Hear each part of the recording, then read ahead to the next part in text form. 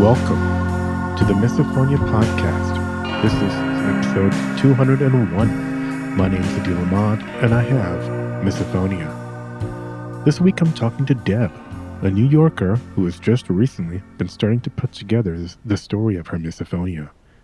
We discuss many of her childhood experiences, including some of the chaos that resulted in a lot of tension in the house growing up.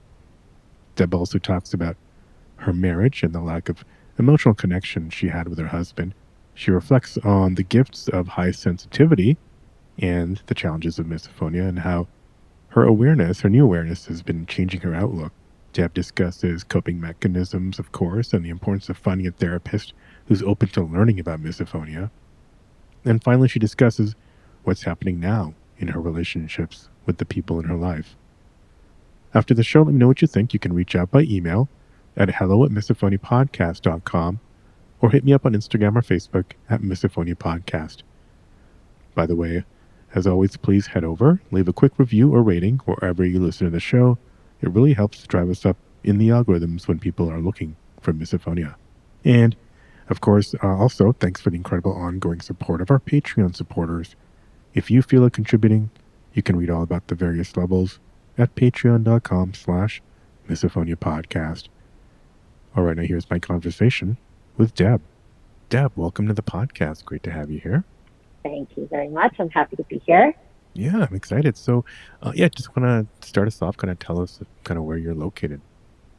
Sure. I am in New York City, specifically in Queens, in a neighborhood called Astoria, and I've lived in the New York City environs, Queens, Brooklyn, Manhattan, for the last 30 years, and worked in open offices, which we'll circle back to, and rode the subway every day. But I'm a New Yorker, and that's where I am. Yeah. Well, I'm jealous. I think my heart is a New Yorker. Maybe not the open office part, but Right. the rest of it, I'm all for. Well, that's cool. Do you want to talk a little bit about, I guess, what you do, maybe?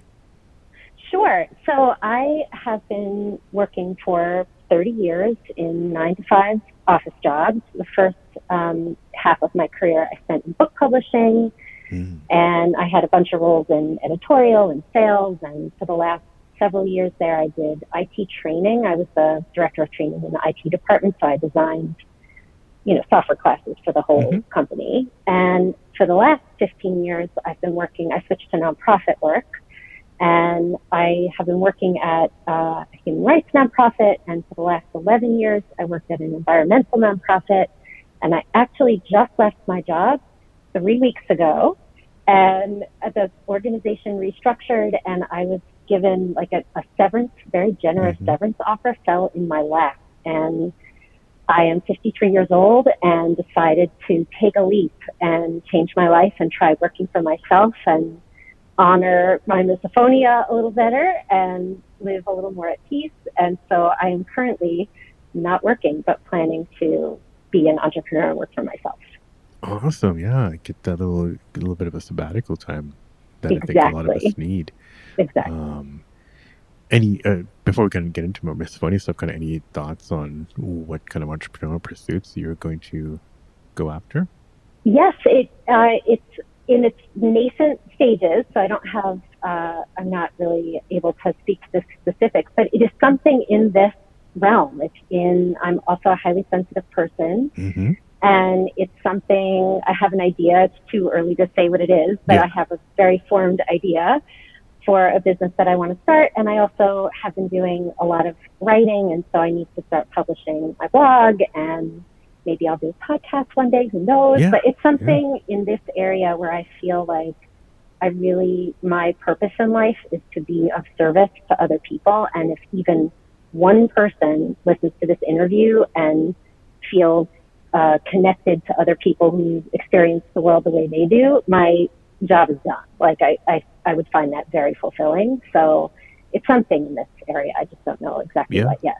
That resonates a lot with me, and I wish you the best. And Thank you. Whenever you're ready, if you want to even just need a sounding board in this kind of area, I'm happy to help. So thank you. I appreciate that very much. Thank you. I'm a bit of entrepreneurial side too, in tech and in other areas, so I can definitely relate to having a lot of dreams and ideas and trying to make them Mhm. reality. So anyways, let's get back to the misophonia stuff. Like, well, direct misophonia stuff, kind of like how, guess what, what's life like for you now, like, in terms of, looks like there's been some change. Like, are you being triggered a lot? Kind of, what's going on?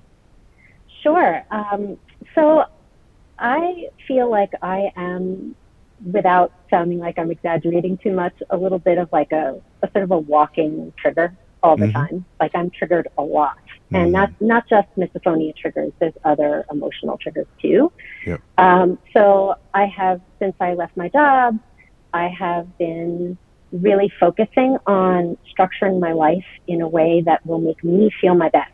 Like it's tempting to isolate a lot because I Mm-hmm. am so easily triggered, but I also know how important deep connection is to my, and being social is to my well-being. And so I'm trying to find the right pacing of like, how often do I socialize? How often do I go out? And New York is a wonderful city. I love New York, but just leaving my apartment is hard. Like there's Mm-hmm. a lot going on here, and so I'm trying to spend more time outside of the city and in nature and somewhere where I can just have a little bit of a different pace. But I feel like life is much much sunnier, and I feel much more optimistic about my life now that I feel like I have the ability to shape it the way that I want. I am just in the middle of getting divorced, so I live alone. I have no children. Like I really am Mm-hmm. in a very fortunate, well, not everyone would see it that way, but for me, I feel like the world is my oyster, and I feel like I'm 53 and I just woke up, and I feel like I'm just starting my life in some ways. Mm-hmm. Mm-hmm. So, that's what life looks like for me now. Does that answer your question? Absolutely, yeah. No, Okay. that paints, no, this paints a great picture, and no, I wish you the best. Sounds like a new Thank you. chapter, new awakening, and seems like you're really trying to take advantage of it. So that I commend you there. Um, I have to also add, people listening are wondering the divorce, any relation to misophonia, and it was that, did that factor in, or was that just Oh, not 100%. Yes, okay? Okay. definitely. Definitely a big part of it. Yes. So So not should I not talk getting a about lot of that now validation or? there. And yeah, maybe we can, because I know you want to talk about other stuff going back. So maybe I'll guide the conversation. We can kind of work backwards. But yeah, maybe I don't know if you want to elaborate a little bit on that now. Sure. So yeah, I never really wanted to get married, and now Mm, I think I was doing what I thought was supposed to do to be quote an unquote adult. normal and Yeah. accepted and follow the same path that was given to me as a young girl and from my parents. Like what you do is you go to college and you get married and you have a family and you have a house and the kids and the job and the whole thing. And I think from childhood, which we'll get back to, but I think it was so ingrained in me that being myself with my triggers and my sensitivity was unacceptable and unlovable, period, Mm, that I went into like deep denial about it, even for myself. Like, of course, I knew I was sensitive to noise and that it was very hard for me, but I didn't totally integrate it into my waking life, into my consciousness, if that makes any sense.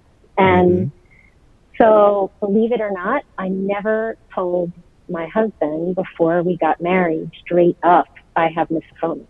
Like, I didn't really have the word for it back then. I didn't get married until I was 48 years old. So it's Oh, pretty okay. recent. Yeah. So Yeah. like I never wanted it. And I was in a series of 2 year long relationships throughout my 20s and 30s, and they never led to marriage. And I thought it was because there was something wrong with me. But in retrospect, I understand it was because I was not really sending the signal that it was what I wanted. Mm-hmm. And I think when I met my husband, I was 42 or 43 and fell in love, and it was wonderful and all the things. And it felt very natural to get married. So I went into the marriage with a totally open heart and with full intention of it being for the rest of my life. But I was not straightforward with him about the challenges that I really faced, and had dreaded living with another person always. I absolutely dreaded it. And when we moved in together, it was a very, very hard transition for me. I never adjusted to it. And that's the misophonia for sure. So he saw some of my triggers. There's no way to not see it if you spend time with me. And there was one trigger in particular, which I'll get back to when we talk about childhood stuff, which is like muffled TVs coming through walls is my absolute worst trigger. And he saw that when a neighbor started playing the TV, I would completely panic and flee the room. And he had never seen anything like it before. It's the one trigger that I can't fake it. I can't cope, and I must flee. And it was the one where he would come in the other room and kind of, I'd say, we're setting up camp in here now because it's a 1-bedroom apartment. I'm like, we're hanging out in the bedroom, and I just can't be in there. And it was the one area where he was quite compassionate and really, like, just because he saw that it was something not voluntary on my part. I couldn't help it. But generally speaking, he was not really able to understand my experience. And unfortunately, he's a very kind, lovely person. So I don't mean to suggest otherwise, but having a partner who has this kind of challenge in life is not something he was equipped to handle, and didn't really understand how to support me. And we went to couples therapy, and it helped me see that I wasn't, the relationship wasn't going to be something I could sustain for the rest of my life. So, getting divorced and telling him that I wanted to do that, definitely the hardest thing I've ever done, because I'm the one who didn't represent myself as the person I really am in a way.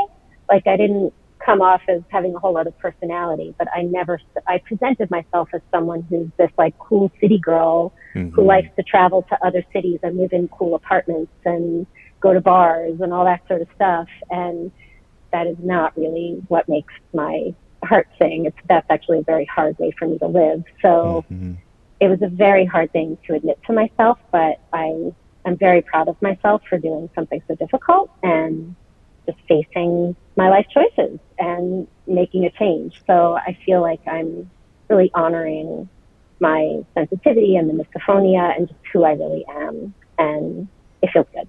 So yeah, that's the story of the marriage. If that paints a picture. No, absolutely. And no, like you said, you kind of honoring. I'm glad you used the word honoring misophonia. Well, I'm sure we'll get to it at some point, but but it's because so many times we're told that it's a defect. But it does, and we'll probably get to that talking about your child. But I think it's more of obviously a stress response, but it's your body telling you something. That's right. And if you don't listen to it, I feel like it's you might be able to smother it away for a while, but it's probably kind of whack-a-mole where you'll see issues in other areas of your life or your body. I mean, it is, and that's very well said, Adil. And I lived for literally 49 years is when I finally figured out I'm a highly sensitive person, and that was really the beginning of feeling better. But I lived in that state of pushing it down for 49 years, and I was very depressed and had no real goals for my life. I'm a very high functioning person, so I had a real career. I did well. You'd never know on the outside how much I struggled, but in retrospect, I wonder what more I could have accomplished with my life so far if I had been living in a more nurturing way. Right. So I'm excited hey, it's never too late. I am proof of that. I'm going to start now and do something else. But living that way made me very, very depressed. And I just thought it was how life was for me. Like, I literally didn't even question it. Working and living in New York was so hard, and sort of pretending to be this other person, not on a conscious level, but, I would come home from work after the subway and the open office and the whole thing, and literally close the front door. It was so hard, and I would close the front door, and before I even took my coat off, I would slide down the door and sit on the floor and bawl every day. And I really thought I was just depressed. And in retrospect, I don't think I'm a depressed person at all. I think I'm anxious, maybe, but I think I was chronically overstimulated and just living in this state of constant hypervigilance. And it was so exhausting to just be me every day and go out in New York and into the open offices after so many years of it. I was triggered literally from the moment I left my door until the moment I came home. So it was hard. And so, no wonder my marriage didn't work out if I hadn't had awareness about myself when I got married. Like it seems inevitable, sadly, but yeah. No, that's great that you've made that switch now. Well, one thing, and it's kind of inspiring. It's sometimes it is hard to kind of look back and think of what could have been, but you don't want to go too much down that spiral. Right. But since we're talking, going back in time a bit, do you want to talk about kind of when you first started noticing this in childhood? Sure. I really can't remember not having misophonia. Yeah. In retrospect, it formed so young that I feel like it's just always been my life. So in my house, I grew up on Long Island. I have an older brother and an older sister, and my room was right next to my parents' room, and my room was really small, so there was only one way to arrange the furniture. And my head, where I slept, was literally exactly where the back of my parents' television was in their bedroom, and the walls were really thin. And I can remember being a very small child and banging on the wall and yelling for them to turn it down. And the response was essentially that someone, my mom probably, would come in my room and sort of, pat me on the head and say, "It's okay, sweetheart, go to sleep." Like there was no compassion, I was a pain in the butt is the message I got. I was a huge pain. Everyone rolled their eyes at me about it. It was like a huge problem that I was so sensitive. And they might have turned it down a little, but what I really needed them to do was turn it off. And I couldn't even ask for that. It wasn't possible in the sort of the temperature of what kids were allowed to ask for in the house. And I would sit on my floor with my hands over my ears and sob silently for hours until they turned it off and went to sleep every single night. And I never told anyone. No one knew. No siblings, my parents. I never told a soul. I never even told my therapist in my 30s and 40s. Like I think I just didn't. Yeah, I just didn't even really connect the dots of how difficult that was. And so no wonder TVs have become my worst trigger by far.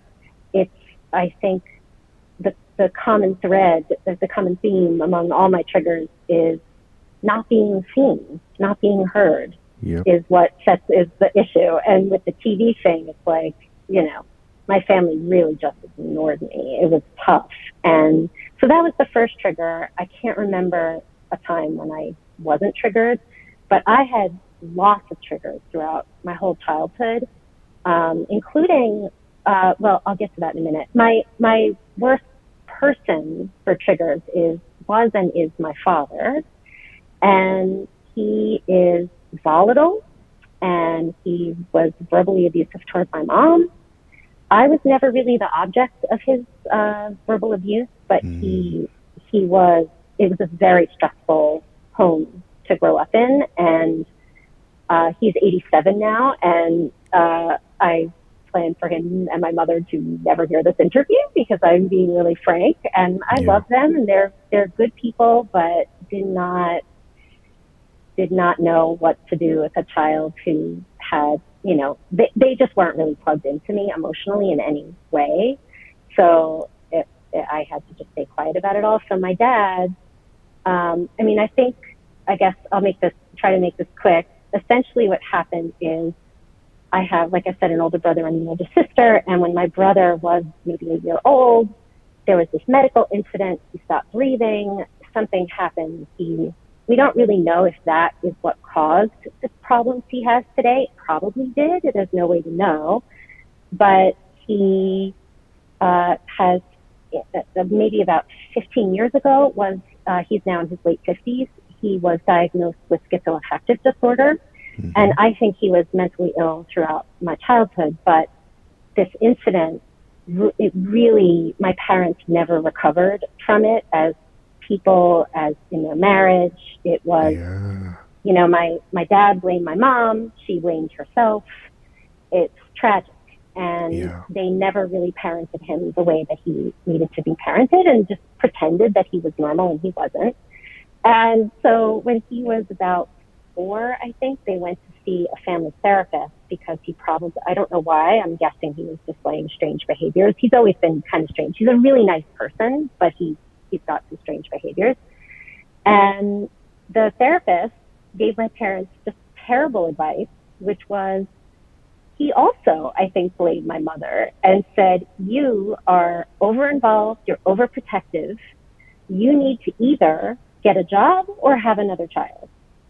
Oh my goodness. And it's beyond. And I was born literally a year later. That was August of 1969, and I was born in September of 1970. So I always knew, I don't know when my mom told me, but I always knew that I was born to heal him in some way and heal the family.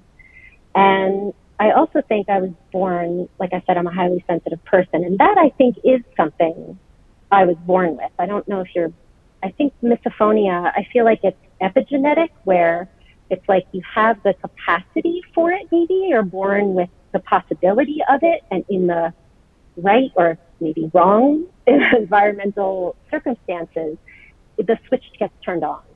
And I think being a highly sensitive person, I am, everyone has a nervous system along a continuum that is, we pick up what's going on in our environment. Some people pick up more than others.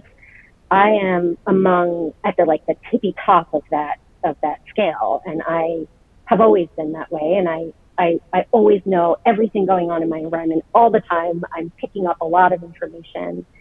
And so I think growing up in being a small child or even a baby in an environment where my mother was traumatized, probably, I'm guessing, by what happened to her son, and being married to this bully of a man who's volatile, I probably was very much this is my armchair psychology version of things, but really paying attention to her as my caregiver. And she probably was distracted and paying attention to my brother and probably fearful that I would develop similar kinds of things. I'm sure she was very nervous, and I'm a very grounded, mentally healthy person. So I think that her fears were probably allayed, but my sensitivity maybe, I don't know what it was like for her to think that maybe she thought something was wrong with me. I don't know. But anyway, all of that is to say that I think my growing up in this very stressed home, where my father was so difficult, I think that is maybe where the misophonia came from. Like maybe I just did not feel safe in my house. I didn't feel safe with him. And in fact, when I was, I can remember being probably about 10, sitting on the couch watching TV by myself, and my father sat down next to me. And the second he sat down next to me, I can still feel it in my body. My entire being was triggered. Just him sitting next to me. He didn't even say anything. He didn't do anything. And, like I said, I wasn't even the object of his ire. Like I'm probably, of all 3 kids, I'm probably his favorite. He thinks I'm smart and he's so proud of me and successful and all the things. But I found him a very stressful person to be around. And I developed this coping strategy where, like, if I got up the second he sat down, it would have been a problem. He would know that I was fleeing him. So the second he sat down next to me, I looked at the VCR clock across from me. And for me, a 10-minute countdown clock started. And I thought, if I can make it through 10 minutes, it won't be so obvious that I'm fleeing him. but I was barely breathing for the 10 minutes. I was certainly not paying attention to what was on television. I was only paying attention to him in my periphery. Mm-hmm. And he didn't try to make conversation. He wasn't like, "What are you watching? How are you?" He just sat there in silence. And I knew that he really wanted to watch his own thing, but wasn't coming out and saying it. So after a minute or two, I would say, "I'm not even really watching. You can put on whatever you want." And without fail, he would put on baseball, which I did not want to watch. He's like, Yeah. "Oh, there's a Yankees game on. I'm watching." Like, all right. So after 10 minutes, I would go upstairs to my room and cry silently again because I was, he was, I was so stressed out in his presence. And I still am to this day. My husband also saw it every time I was around my father. He would tell me, like, you become a different person. And he called himself my dad's shield. That he's like, "I will shield you from the bad juju, like the energy that you're feeling." And it was very sweet that he did that for me. So anyway, so I had a lot of triggers as a kid. And so that was the triggers with my father. I also developed misokinesia very young. Mm-hmm. I also can't remember not having a trigger to my mom swinging her leg. She did that a lot when she sat. She'd cross her legs and swing one leg, and I just wanted to cry. It made me want to cry, and I would try to turn my body away from her or shield my eyes with my hands, and also just try to make a not so obvious exit from that. And there are other misokinesia triggers still today, but that's the worst one, is swinging legs, which can be very hard riding the subway every day. Someone is always doing something. So yeah, like I said, I have so many triggers, and I have developed more as I've aged, but I feel like I've always had a lot. Like I developed more to my husband when we lived together, which Yeah. is not surprising. But thankfully, I developed some triggers to his eating sounds, the chewing. And looking back on it, I think I had some like less severe misophonia reaction to chewing from my mom and my brother, but they were not my worst triggers. Like, I was actually able to sit and stay at the table, whereas others, like the TV, I had to get away. So anyway, I feel like I've gotten off track here. What should we talk about next? No, you're not off track at all. I mean, there's so many of this stuff is like I don't mean to make light of it. It's kind of the greatest hits of like what happens in childhood, usually often, and that kind of precipitates misophonia. I mean, Mm-hmm. yeah, I don't think it takes a graduate degree to be able to link the misophonia to the unfortunate experiences that yourself and your family experienced. And one interesting thing I think you're maybe kind of hinting at it, but it's like, it's as a child, you're not just it's not just things that happen to you, but you're probably looking out for your parents, especially in your mom's case, who's kind of at the end of some abuse. Part of misophonia, I feel like, is trying to maybe protect your caregiver, and Mm-hmm. and then taking on that extra sensitivity. And it seems like there's a lot of dynamics like that happening in the house, a lot of walking on eggshells, which comes up a lot. Oh, a lot. Yes, Yeah. a lot. Kind of interesting. You're not the I just interviewed somebody else whose episode is gonna come out. I think honestly probably just before yours, who also dealt with schizoaffective brothers growing up. Huh. I mean, Huh. I think it's and there was another person a while ago who had a schizophrenic mom.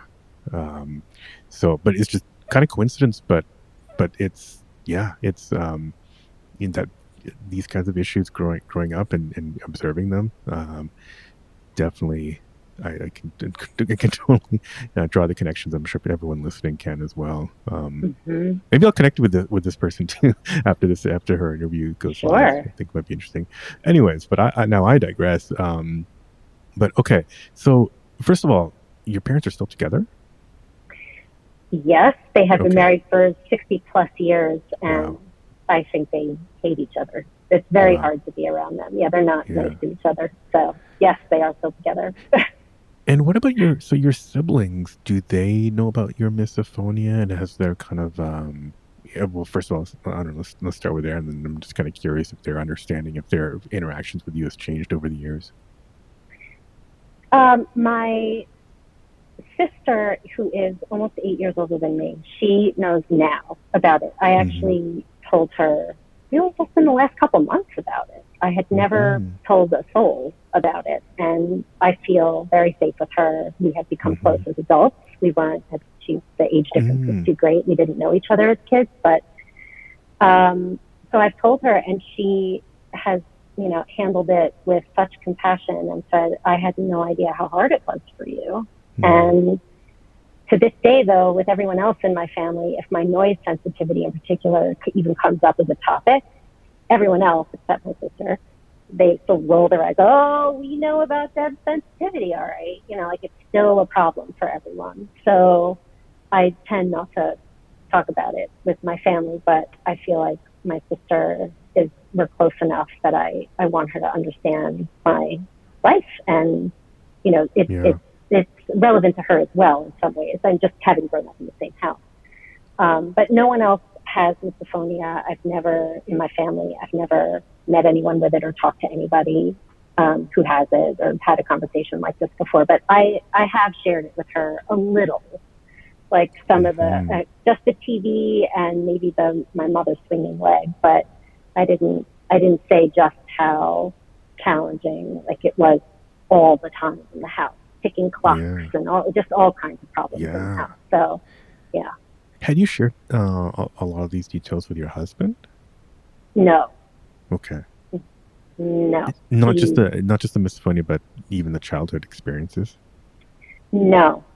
Okay. We, in retrospect, really were not that connected to each other. Mm-hmm. And again, I sound like an armchair psychologist, but I think it's not an accident that I ended up in a relationship that echoes the same emotional temperature as my growing up house. Like I thought I broke the mold in finding someone who is just the nicest person on the planet. That's all I was looking for, and he is Mm. just so nice. My soon to be ex husband, very very nice person, but that's not really the critical only thing that's important. I also need to have someone who I feel safe with and who I'm connected to and who I can really share my challenges and joys and all of it. And that Mm-hmm. just wasn't our dynamic. It may sound strange to have been that asleep at the wheel in a way that I got married without really feeling that close to my husband, but I think I just didn't expect it. Like I wasn't, that was the model that I had for romantic relationship was my parents, who I don't Mm-hmm. think were also either connected to each other very, very much. So anyway, that's my therapist version, my own therapist, my own looking at my Yeah. life through that lens version of why I wasn't close to my husband, really. Yeah. No, that makes sense. And I think, I mean, yeah, not a lot of people realize how your childhood can mirror your present day based Right, on the things that you observe, not just experience, but observe the models that you observe. Yeah. And I'm right. trying to catch those patterns in myself too. And, what Mm-hmm. makes me, what moments make me kind of volatile. And I kind of have to thank Misophonia for that. I would not have embarked on kind of a like a deep um, inspection, Mm-hmm. introspection to my childhood, if it weren't for misophonia. So it's funny you say like you have misophonia to thank.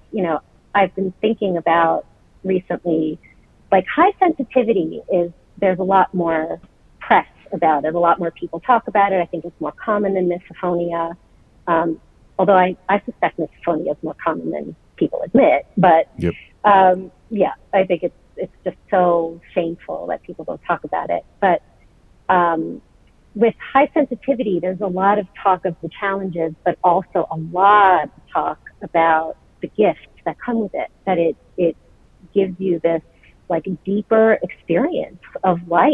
I Mm-hmm. feel, Mm-hmm. great joy and I'm deeply moved by art and by a lot of it. Not to Mm-hmm. say that non-highly sensitive people aren't, but I think it comes with the territory. And so I have a lot of gratitude for my high sensitivity, even though it can be hard. With misophonia, I have been struggling to find the upside. What on earth is the upside of It's not more of being a able to leave my house? You know, right. Yeah. When it interferes, it gets into more of a syndrome disorder kind of right, territory, right, and then it crashes into the whole. Well, it sounds stupid to us people who don't have it, and right, the shame piles up. So that's why it's in. Yeah, right. that's why Miss Funny is in the state it's um, Yes, in but terms of public awareness. Yeah. I think that maybe, I think the gifts of it will unfold Yeah. throughout my life, now that I have awareness. But one I can say right away is that it connects me to other people who also suffer in silence. Hmm. And I feel like it gives a whole new level of compassion to anyone who suffers with anything. Like, you really don't know what it's like to live inside someone else's skin. And I have such compassion for anyone going through tough times or having schizoaffective disorder or things that you can't really control. Um, some people just have a rougher ride in life, and I have gratitude for realizing that. So I feel connected to a lot of people who suffer in some way, and hope that, again, like I said at the beginning, if this conversation or anything I do helps even one person feel less alone, like I did for 49 years, and it was really, really hard, then that's a gift right there.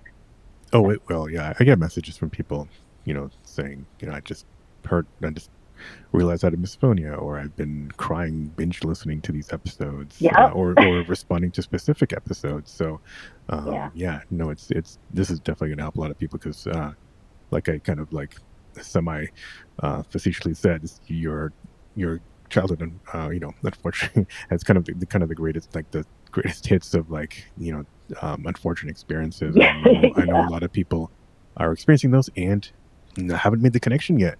I mean, I right. like I didn't even know what the heck the term nervous system was until a couple of years Mm-hmm. ago, and I'm just turned 48. I mean, it's like, and I consider myself pretty high EQ, emotionally Mm-hmm. aware, and I didn't know that. Like that's if even I've not to sound like I'm the most emotional aware, but like if I didn't know that, then I'm sure there's a lot of people who haven't made that connection and are still far from it. So yeah, there's a lot to teach people, I think, and I think more people are aware of these kinds of issues, connecting not just misophonia but other issues that they have too, experiences they've had, and understand the lens that the lens that these conditions have on their life. I think, yeah, this is gonna this type of thing will help a lot of people. Right.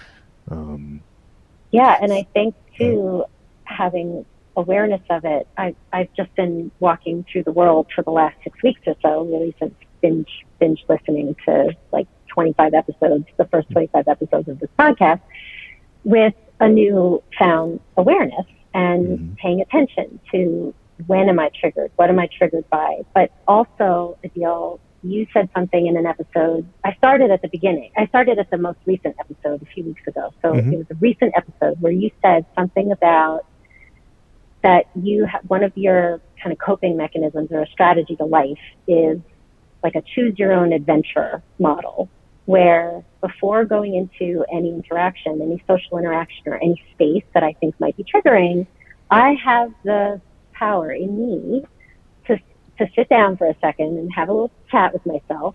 What kind of experience am I going to have today? Like, if I know that I'm going to get triggered, I can walk in to the situation, and first of all, I won't be so shocked when it happens, and it might then be like a slower burn, and I can last longer, and then know when I hit a moment that I've had enough, I will leave and do something, or find some way to cope with it. So it's like, I lived for so many years where I'd get triggered and it would last literally for days. I mean, days. I was in a Oh yeah. fog. And I can't believe I could like get up and go to work and function and go out with friends, but I was totally triggered. It took a toll. And Yeah. it really does. And I have decided I don't want to live that way anymore. And so now when I'm riding the train, the subway, and I get triggered, the trigger hasn't lessened. But what is totally different is in my head, I'm saying to myself, oh, I am being triggered right now. This experience is hard for me. I will be off this train in a half an hour. If I put on music and close my eyes, it'll be not as hard on me otherwise, as it otherwise would be. I'm choosing to take care of myself in this way. And it's like kind of affects the whole outlook of my day and my life. So seems just the awareness of it is so important. Even though I don't actually think there's a cure, I don't really think my triggers are ever going to go away. They're so hardwired. But my reaction to them is what I can change. Yeah. So that I think right. Let me dive into that a little bit because I think you're talking about it. Probably I think I called it like maybe well, there's obviously like the self-talk, and I talk about trying to talk to myself before I get in a situation, tell myself I'm not going to get attacked or whatnot. I've also kind of expanded it a little bit to include this idea of conservation of energy, so that just be aware that, okay, I could fly off the handle right now, but tonight I want to sit down and make some music, do some creative or entrepreneurial. Do I try to give myself that as a reward to just hang on. And because those quote unquote rewards are actually part of the healing. They're kind of me being my more authentic self. So I promise, or I don't want to say promise, I remind myself, hey, you can have more authentic time later if you just don't fly off the handle now and you're shot for the next few days, like you just said. And so I kind of term that conservation of energy, thermodynamics, being kind of nerdy. And so I kind of added that layer, and then I added another layer recently. I was telling some friends where I sometimes just tell myself, I just repeat this mantra: I'm in control. I have a I have a boundary around me. So it's about creating boundaries, which is that's a whole other conversation, right? I can think of, you can probably think of all um, the unspoken boundaries that were crossed during your childhood, right? And so telling myself, hey, I'm in control of the situation that I'm in right now is somehow strengthens that inner child. I don't know how, but it does, and I just kind of feel like I'm able to kind of like power through quote unquote a situation. But it's yeah, but these things. So and the last thing I'll say is, like you said, hardwired. Yes, um, we I think we have to like heal in parallel, where we can try to unravel these layers that go back in time. But what we can also do in the meantime while that's happening, because that's not quick work, it's not overnight work, is try to find these kind of like cognitive, like prefrontal cortex tools that are kind of like more rational brain, to try to soothe us basically in the meantime, while we try to heal that reptilian brain that was so um, you know, I don't know, well, I'll say damaged, like was just kind of like got slowly chipped away, and the nervous system just got so frayed over time. So yeah, just wanted to put some color in case people hadn't heard some of these conversations that I've more recently had in the last couple of years. And these are all learnings from talking to folks like you, is these coping methods. Like I used to just have the whole earphones and walk away kind of, but these things that I've been talking about are just kind of have come up through connecting the dots through all these conversations. So yeah, just want to add that color in case people hadn't heard some of those self-talk, conservation of energy. And I also, will say that I read your the book that you are with Dr. Jane Gregory. Sounds like Misophonia, and I read all the parts that are not the exercises, but it has so many exercises for cognitive behavioral therapy techniques that I am going to be working my way through over the next month, and it might even take a year, but I will slowly work my way through them, because I think there are like there are other exercises that might resonate with Mm-hmm. one person or another. Like I tried one where you picture a color, I think, that's a calming color, and I pictured green because I find nature very healing, and nature is very accepting and very, I don't know, just nature is amazing. So I pictured green. And so I actually tried it on the subway the other day. I closed my eyes and I pictured the color green, and I actually felt some calm wash over me. Mm-hmm. And so I look forward to trying more of these techniques. And I think the book is amazing. I told my therapist about it, and she is neither a highly sensitive person nor has misophonia. And actually, I'm glad we're talking about this because I did want to, I feel like, people on the podcast, a few of the interviews, people have talked about trying to find therapists who Mm-hmm. know about these things. And when I found this woman, I really had hoped to find somebody who was a highly sensitive person, because I thought no one can really understand it if they don't live it. And she isn't, but she is a wonderful therapist who is very curious, very interested in learning about it. Before our first session, she bought Elaine Aron's book about high sensitivity. Mm-hmm. And when I told her about misophonia and told her about the book, she said, "Wait, what's the name?" And I could hear her, writing it down, because she is going to buy it so that she can help her clients.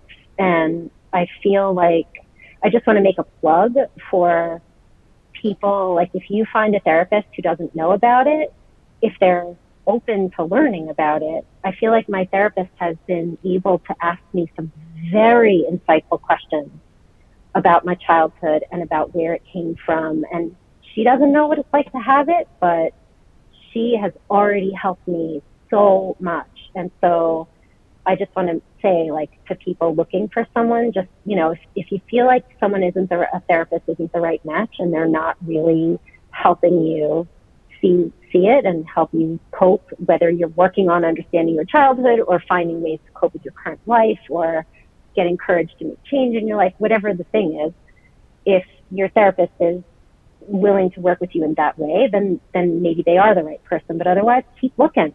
Like, there's good therapists out there. I found this wonderful person who's helping me, even though she doesn't have misophonia. So Yeah, just no, want to that's make a great. That's plug one for of the, that. Yeah. yeah. No, I totally agree. There's many different approaches, and and even just the vibe is Right. sometimes the big thing.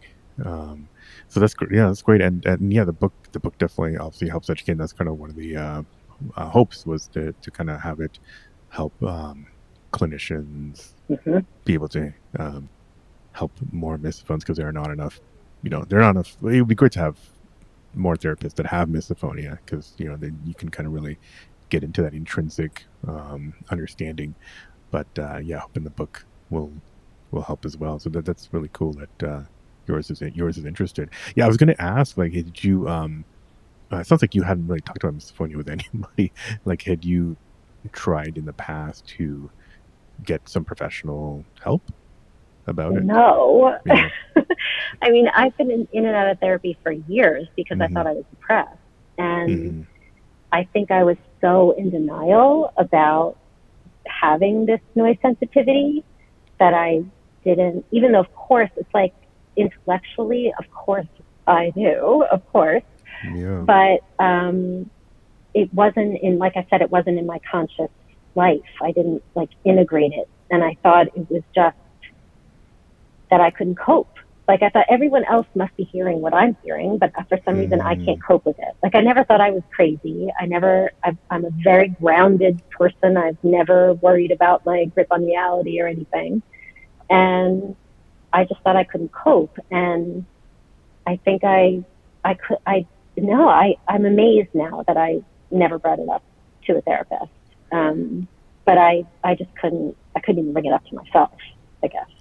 Yeah, I'm curious. Did in sessions before, were you talking about those childhood experiences, or was it kind of just trying to talk about the in the moment depression?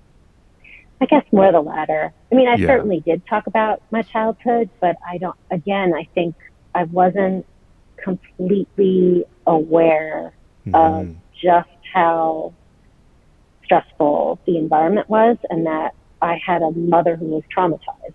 Like Yeah. that never occurred to me until recently to really think about what her life was like, to be 40 years old and have, or no, she was 30 when I was born. So she's 30, she has three children, Yeah. and, is one of them is showing signs of mental illness, and she's, with a husband who blames her for it. So I think I just didn't appreciate that, understand it until very recently. And I have a lot of compassion for her. It sounds very hard.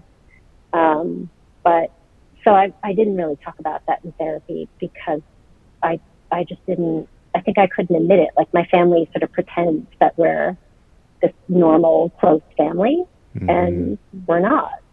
So, Yeah. I recently listened also to an episode you did with a young woman. She must be in her early 20s. I don't know if she's in college or just out.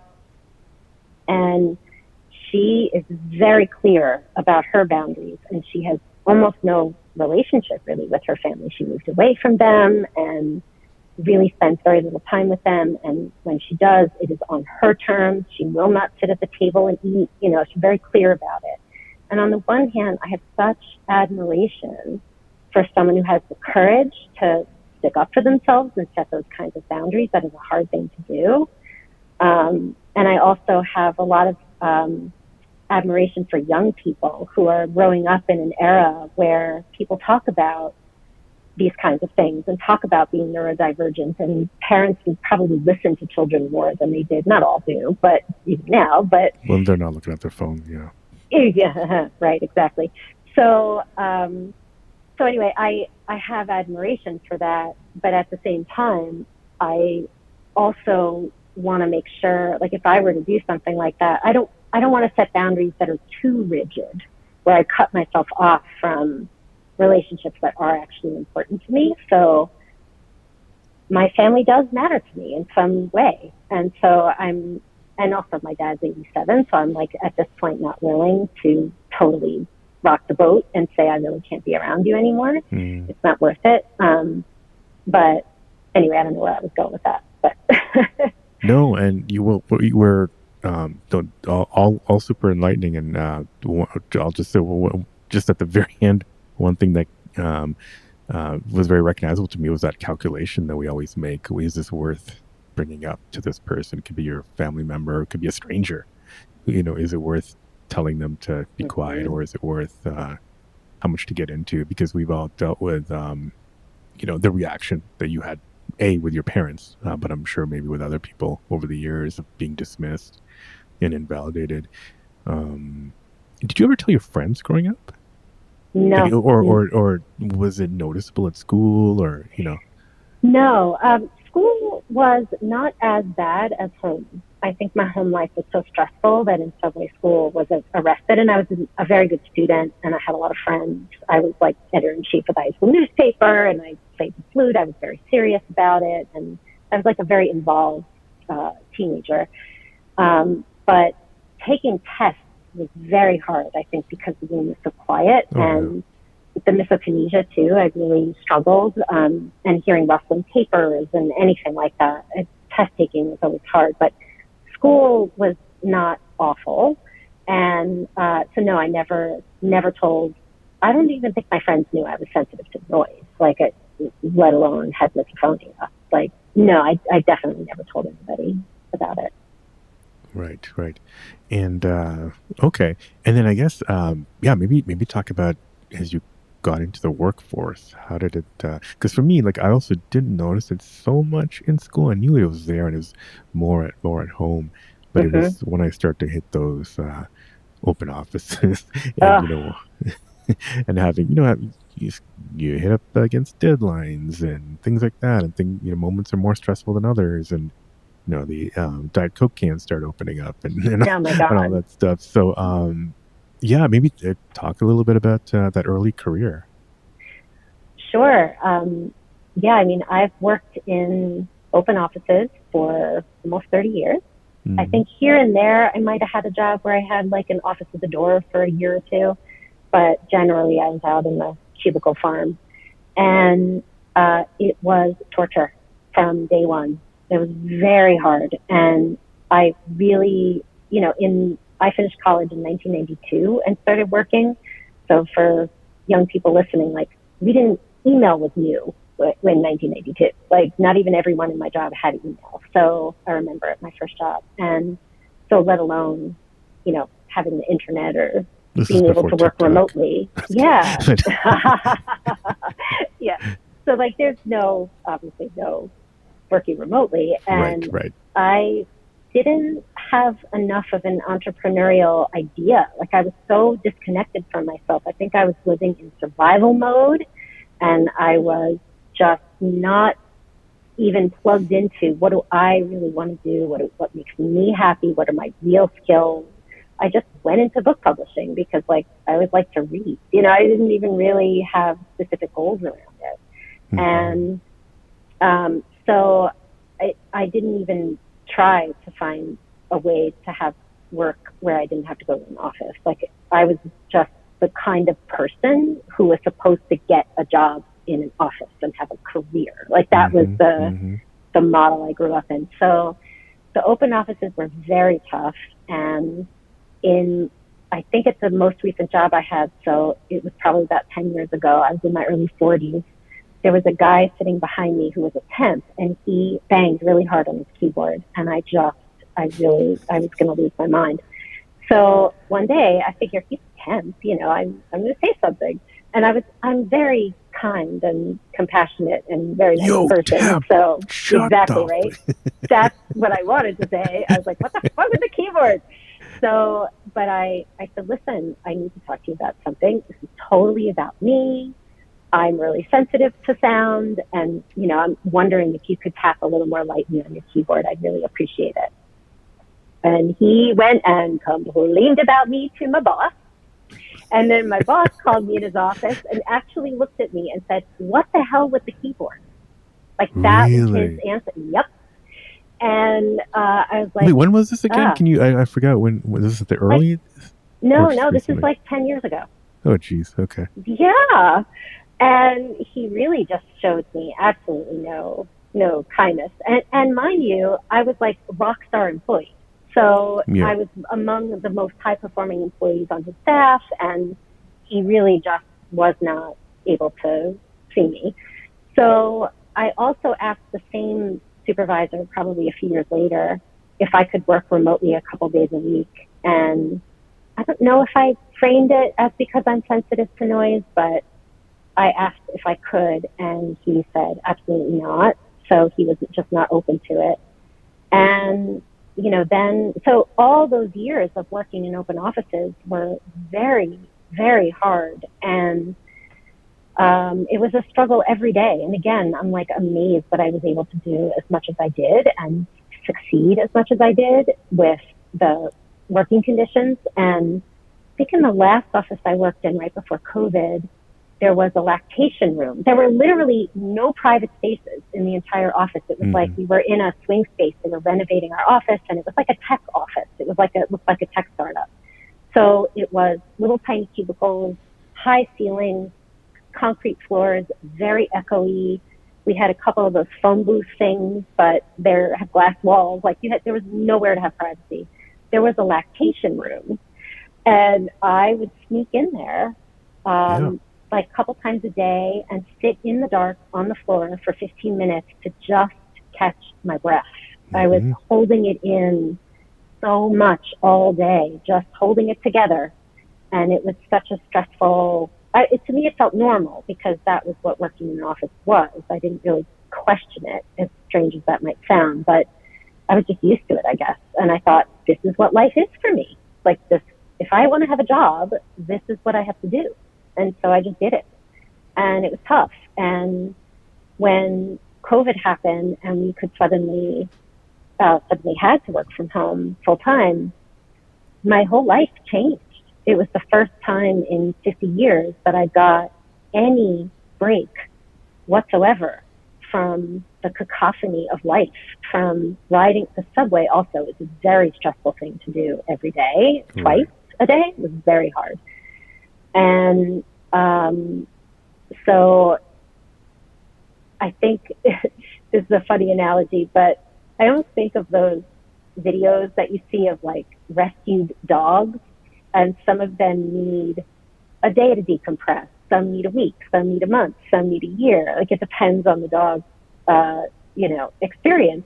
For me, it was like it took probably about 6 weeks of decompression. I think is really what I was doing, Mm-hmm. to have this aha about like, oh my God, I'm a highly sensitive person. And my whole life changed from like COVID obviously was a terrible thing, but in my own world, I have such gratitude for the the gift of being able to slow down and not be as hypervigilant 24/7. I Right. still am a hypervigilant person, but nothing like I was. It was really hard, and so yeah, life got better when I could work remotely. And my company that I worked for, the nonprofit, still is not requiring people to be in the office. They won't require it, I think, until September, this coming September. So, and Oh. I'm not there anymore. So it was optional to go back. I think I went to the office twice total. And I remember saying to my manager, a different person, a very lovely woman, and said to her, like, I'm not doing that, right? Like, when it's time to go back to the office, I'm not going because I feel so much better and I have Mm-hmm. thrived professionally since working from home. I'm able to really be myself.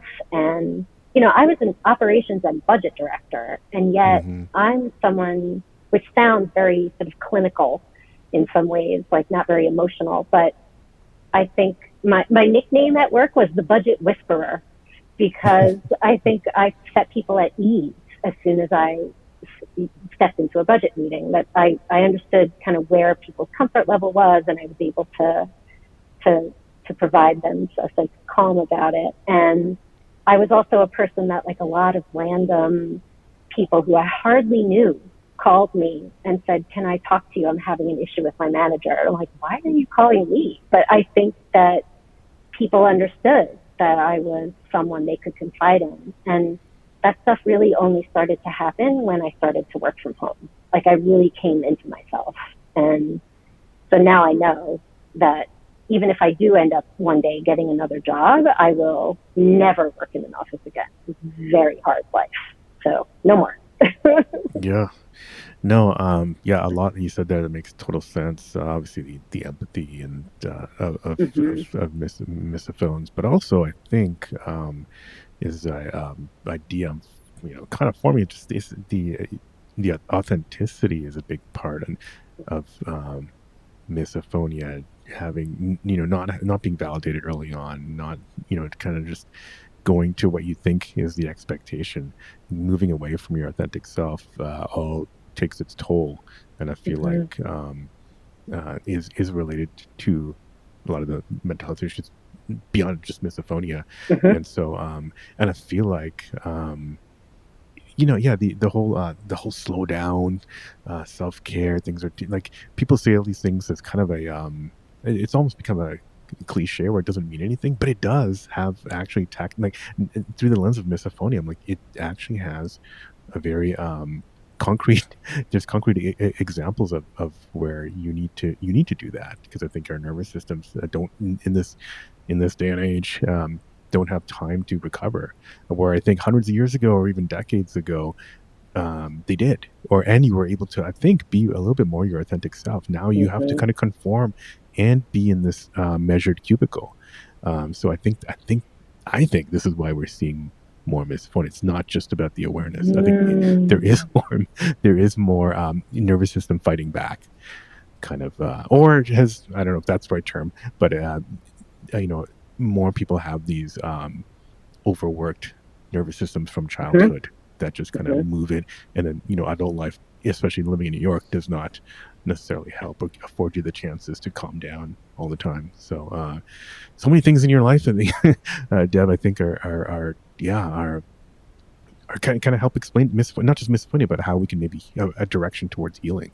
Yeah. So, yes. And I just want to echo and agree with you about self-care. And like I said, I'm really now trying to figure out what is the ideal structure of my life. How often do I socialize? But also practicing self-care every single day. Like I'm now, really scheduling it and thinking about all the different types of self-care there are. And I've been doing a lot of work around boundaries and compassion and self-compassion and doing metta meditation and all different kinds of calming down my nervous system. I did a forest bathing meditation, a guided meditation where I could close my eyes and feel like I'm walking through the woods with someone. And I found that very healing. So just really trying to proactively calm myself down, calm down my nervous system, be less hypervigilant, feel more connected to myself. And that's a great way, I feel like, to start the day. And that's a gift. Like you said, the reward is now I get to have this day where I get to stay plugged into myself and be creative and connect with people or whatever the thing is. So yeah, self-care is big for me too. And I think that inner child, because I think it is kind of that there's this, maybe too simplistic, but there are dichotomies within ourselves, like the rational prefrontal cortex, and then that, reptilian lizard brain, that instinctive brain that is trying to do the protection. There's that dichotomy. There's your adult self, and then that inner child that was, crying every night. I think that child is still inside you, and if you can keep practicing that self-care, it will learn to feel safe. It's not going to be overnight, but I think that's part of the healing. Is when you feel good, when I feel good, and now that I know a lot of this stuff, at least that's the lens I feel, is that it's not necessarily even the whole part of me that. Well, let me frame it this way. I think that inner child in particular is feeling that warmth, and that's kind of what we're feeling. Yeah, so, I love that. And the present day me, who is warm and loving and caring and accepting, can love that little child and make them feel safe. So, yeah.